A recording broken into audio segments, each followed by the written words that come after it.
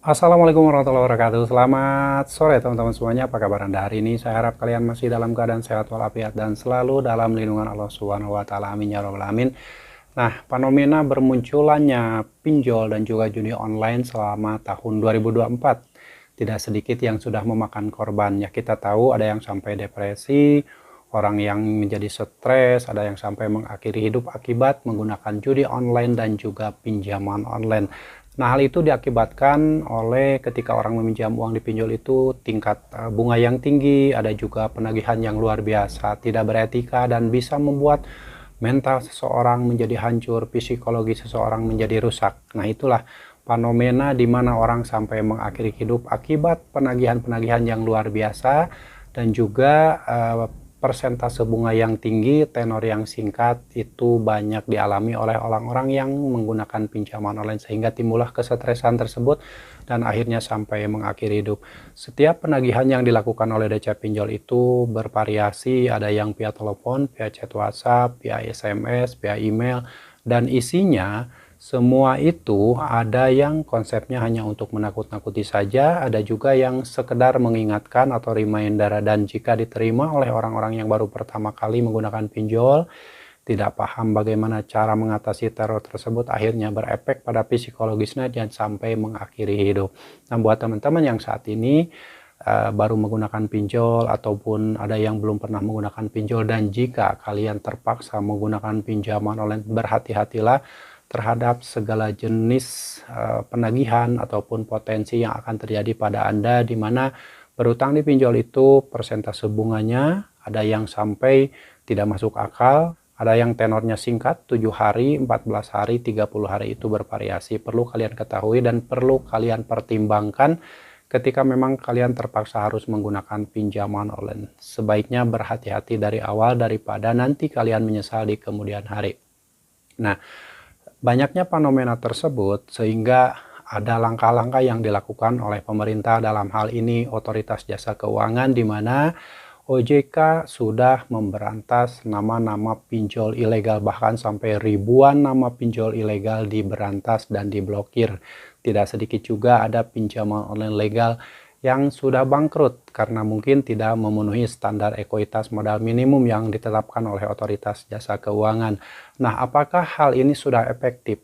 Langkah pemerintah memberantas pinjaman online dan juga judi online, ternyata faktanya sampai sekarang, sampai akhir tahun 2024 ini masih menjamur pinjaman online ilegal, judi online, dan ternyata dibalik semua itu kita tahu pemberitaan yang viral beberapa waktu yang lalu saat Kementerian Komunikasi Digital membongkar sindikat judi online, yang mana ada oknum-oknum dari Kementerian Digital tersebut yang membackingi, yang seharusnya tugas dari oknum tersebut adalah memblokir semua situs judi online.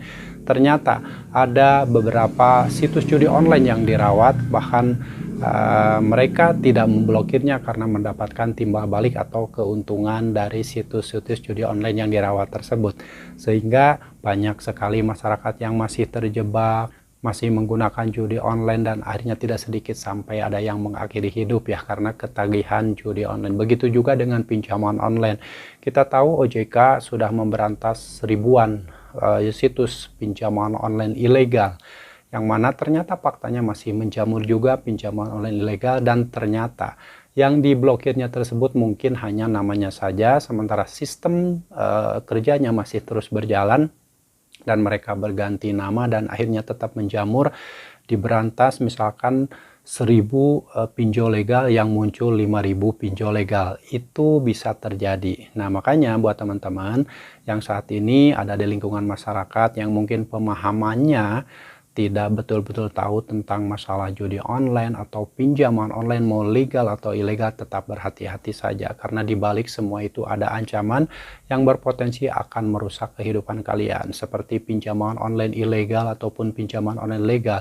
Di awal menawarkan kemudahan dengan persyaratan hanya menggunakan foto KTP dan juga foto selfie dengan KTP, kalian sudah bisa meminjam uang, sejumlah uang di pinjaman online tersebut, baik legal atau ilegal. Tapi ternyata setelah kalian berusaha dan mendapatkan pinjaman tersebut, disitulah kalian akan menghadapi sebuah permasalahan yang tanpa kalian duga ya, dimana 3 hari sebelum jatuh tempo kalian sudah mulai diingatkan, ada yang menagih dengan cara-cara yang baik, ada yang menagih dengan cara-cara yang kasar, membawa penagihan-penagihan, membawa proses hukum, membawa tim legal dan berbagai versi penagihan yang mana ternyata kalau kita betul-betul tahu itu hanya untuk menakut-nakuti saja. Jadi kalau diterima oleh orang yang baru pertama kali menggunakan pinjol itu, ini bisa berpotensi menghancurkan mentalnya, menghancurkan psikologisnya, bahkan sampai ada yang mengakhiri hidup ya. Tetapi buat kawan-kawan nih yang belum paham, mohon untuk jangan pernah takut lagi dengan segala jenis penagihan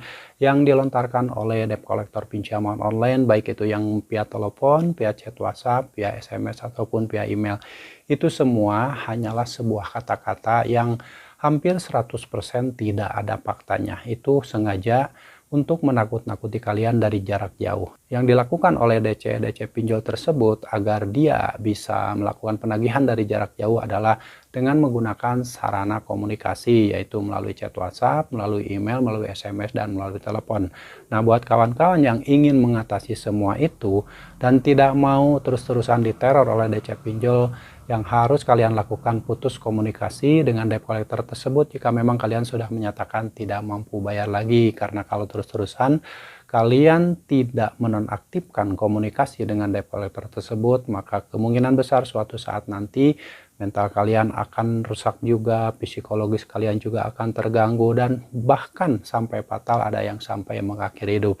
Dari sekarang, jika memang kalian sudah terlanjur meminjam uang di pinjol, tidak mampu bayar, gagal bayarkan, dan putus komunikasi dengan debt collector tersebut dengan cara ganti nomor HP, ganti nomor WhatsApp, ganti semua media sosial, nonaktifkan semuanya. Sudah, dari situ kalian tinggal fokus saja perbaiki hidup kalian, tidak usah lagi memikirkan penagihan-penagihan yang mana itu hanyalah sebuah kata-kata yang sudah dirangkai sedemikian rupa untuk menakut-nakuti nasabahnya agar segera melakukan pembayaran. Oke ya teman-teman, jadi dari sekarang siapapun Anda yang sudah menggunakan pinjol dan sudah berusaha untuk membayarnya tapi akhirnya mentok tidak mampu lagi membayar, itu adalah sebuah keadaan fakta yang tidak bisa dihindari. Kalian tidak mampu bayar, jangan memaksakan membayar dengan gali lubang tutup lubang, dengan membuat hutang baru, dengan membayar dicicil, dengan membayar biaya perpanjangan. Itu bukanlah solusi, karena solusi sebenarnya ketika kalian sudah terjerat hutang pinjol dan tidak mampu bayar adalah gagal bayarkan semua pinjol-pinjol Anda.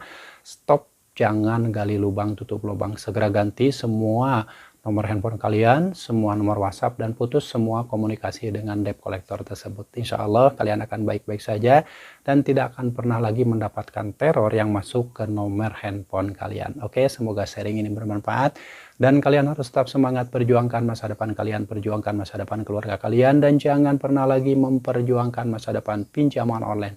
Sampai jumpa lagi di video saya selanjutnya. Wassalamualaikum warahmatullahi wabarakatuh.